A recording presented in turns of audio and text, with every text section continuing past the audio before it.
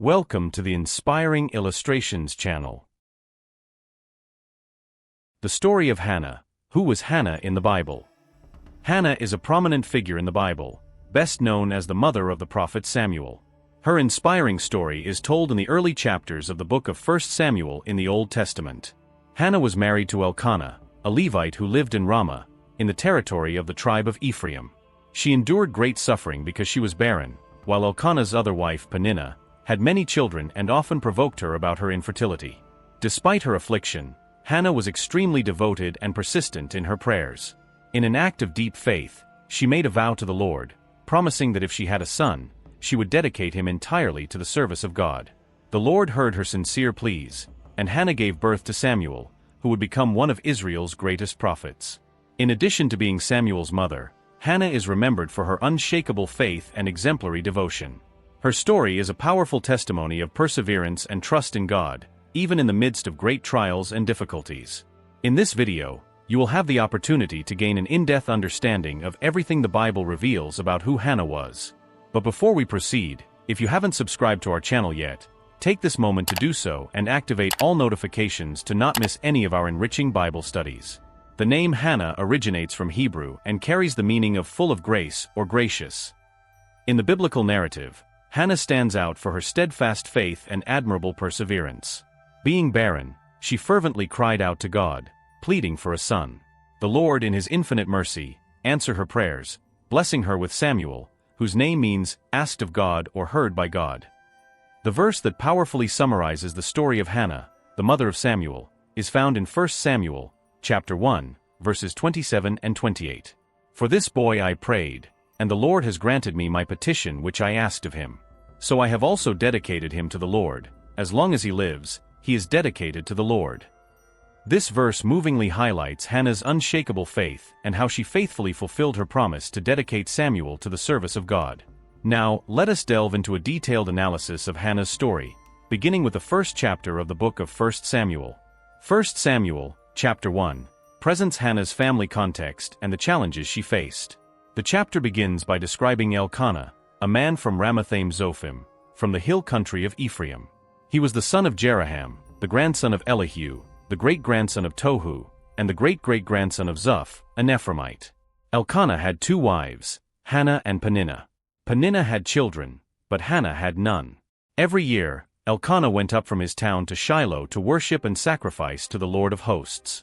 The two sons of Eli, Hophni and Phinehas, were priests of the Lord there. On the day Elkanah sacrificed, he would give portions of the meat to his wife Peninnah and to all her sons and daughters. But to Hannah, he gave a double portion because he loved her, though the Lord had closed her womb. Her rival Peninnah would provoke her bitterly to irritate her, because the Lord had closed her womb. This went on year after year. Whenever Hannah went up to the house of the Lord, Peninnah would provoke her, and Hannah would weep and not eat. Her husband Elkanah would ask her, "Hannah, why are you weeping? Why don't you eat? Why are you downhearted? Don't I mean more to you than 10 sons?" After they had eaten and drunk in Shiloh, Hannah stood up. Now Eli the priest was sitting on his chair by the doorpost of the temple of the Lord. In her deep anguish, Hannah prayed to the Lord, weeping bitterly. She made a vow, saying, "O Lord of hosts, if you will look upon the affliction of your servant and remember me, and not forget your servant, but give her a male child, I will dedicate him to the Lord all the days of his life, and no razor shall ever touch his head." While she continued praying before the Lord, Eli watched her mouth. Hannah was speaking in her heart, only her lips were moving, but her voice was not heard. Therefore, Eli thought she was drunk. Eli said to her, "How long will you remain drunk? Rid yourself of your wine." Hannah replied, "No, my lord, I am a woman deeply troubled. I have not drunk wine or strong drink, but I have poured out my soul before the Lord. Do not regard your servant as a wicked woman. I have been praying here out of my great anguish and grief." Eli answered, "Go in peace, and may the God of Israel grant you what you have asked of him." She said, "May your servant find favor in your eyes." Then she went her way, ate, and her face was no longer sad. The next morning, they rose early and worshipped before the Lord, then returned home to Ramah. Elkanah lay with his wife Hannah, and the Lord remembered her. Hannah conceived, and in due time gave birth to a son. She named him Samuel, saying, "Because I asked the Lord for him." Elkanah and all his household went up to offer the annual sacrifice to the Lord and to fulfill his vow. But Hannah did not go. She said to her husband, "After the boy is weaned, I will take him and present him before the Lord, and he will live there forever." Elkanah, her husband, said to her, "Do what seems best to you. Stay here until you have weaned him. May the Lord confirm his word." So she stayed at home and nursed her son until she weaned him. After he was weaned, she took him with her, along with a 3-year-old bull, an ephah of flour, and a skin of wine, and brought him to the house of the Lord at Shiloh. The boy was still very young. They sacrificed the bull and brought the boy to Eli. Hannah said to Eli, "My lord, as surely as you live, I am the woman who stood here beside you, praying to the Lord. I prayed for this child, and the Lord has granted me what I asked of him. So now I dedicate him to the Lord. For his whole life, he will be dedicated to the Lord."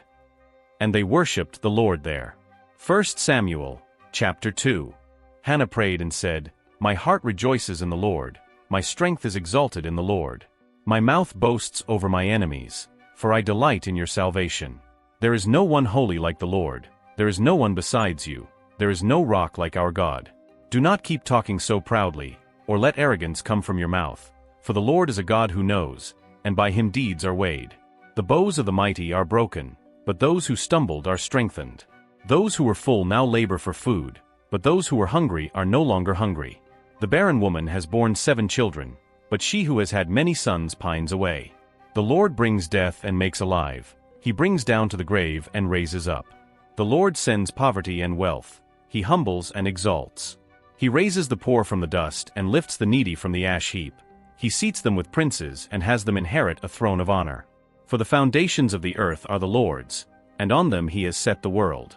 He will guard the feet of his faithful ones, but the wicked will be silenced in darkness.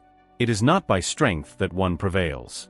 Those who oppose the Lord will be shattered. He will thunder against them from heaven. The Lord will judge the ends of the earth. He will give strength to his king and exalt the horn of his anointed one. Elkanah went home to Ramah, but the boy Samuel ministered before the Lord under Eli the priest.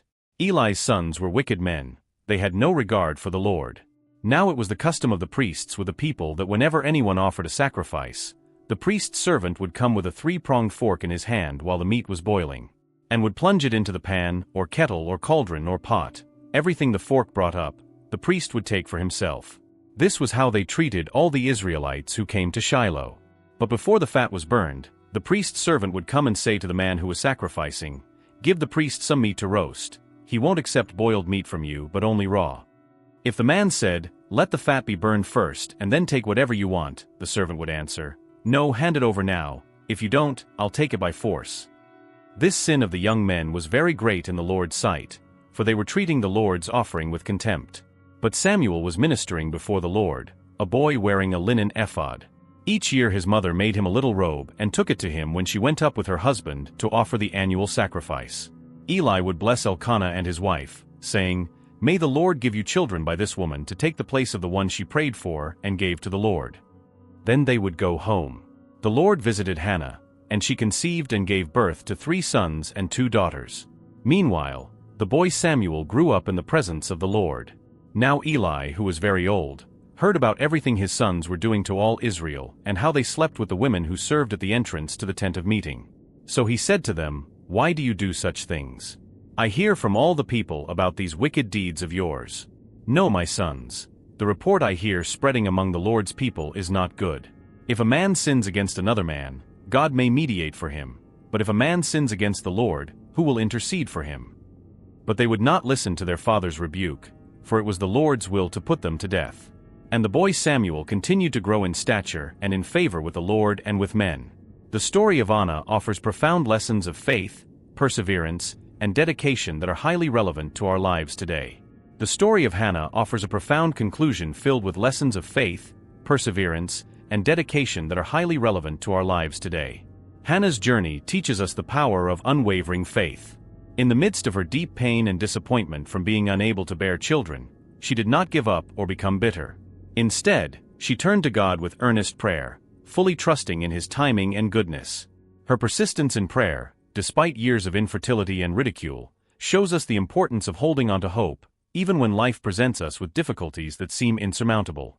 Another powerful lesson is the significance of making vows and following through.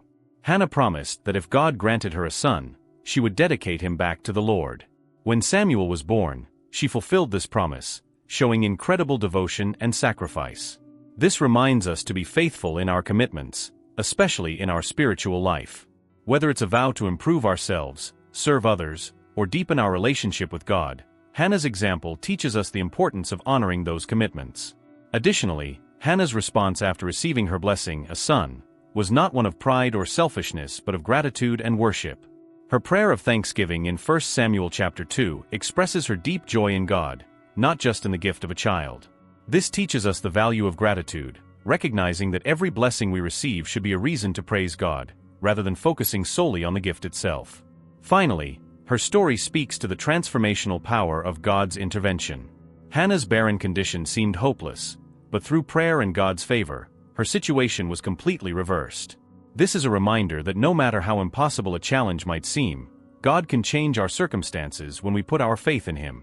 In our lives, we can apply these lessons by cultivating patience and perseverance, staying steadfast in prayer, honoring our commitments to God and others, and maintaining an attitude of gratitude. Just as Hannah's faith was rewarded in a way that impacted future generations, so too can our faithful actions leave a lasting legacy.